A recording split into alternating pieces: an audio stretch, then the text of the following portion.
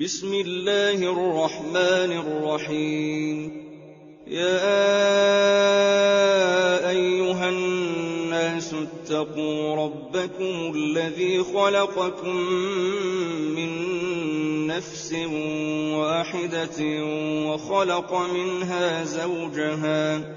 وخلق منها زوجها وبث منهما رجالا كثيرا ونساء، واتقوا الله الذي تساءلون به والأرحام، إن الله كان عليكم رقيبا. وآتوا اليتامى أموالهم ولا تتبدلوا الخبيث بالطيب، ولا تأكلوا أموالهم إلى أموالكم، إنه كان حوبا كبيرا. وإن خفتم ألا تقسطوا في اليتامى فانكحوا ما طاب لكم من النساء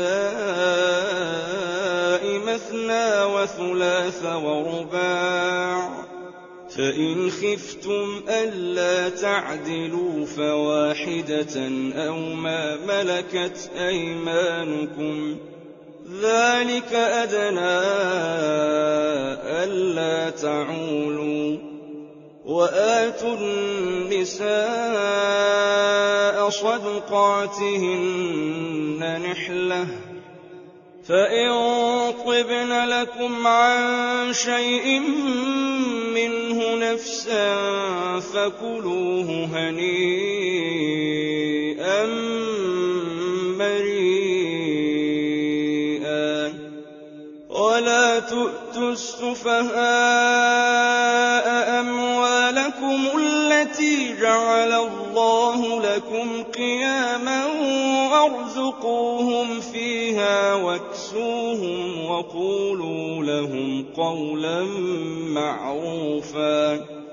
وابتلوا اليتامى حتى إذا بلغوا النكاح فإن آنستم منهم رشدا فادفعوا إليهم أموالهم ولا تأكلوها إسرافا وبدارا أن يكبروا، ومن كان غنيا فليستعفف، ومن كان فقيرا فليأكل بالمعروف. فإذا دفعتم إليهم أموالهم فأشهدوا عليهم، وكفى بالله حسيبا. للرجال نصيب مما ترك الوالدان والأقربون، وللنساء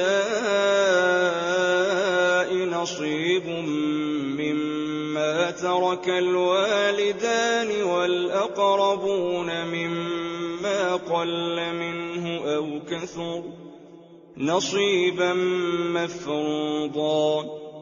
وإذا حضر القسمة أولو القربى واليتامى والمساكين فارزقوهم منه وقولوا لهم قولا معروفا. وليخشى الذين لو تركوا من خلفهم ذرية ضعافا خافوا عليهم فليتقوا الله وليقولوا قولا سديدا.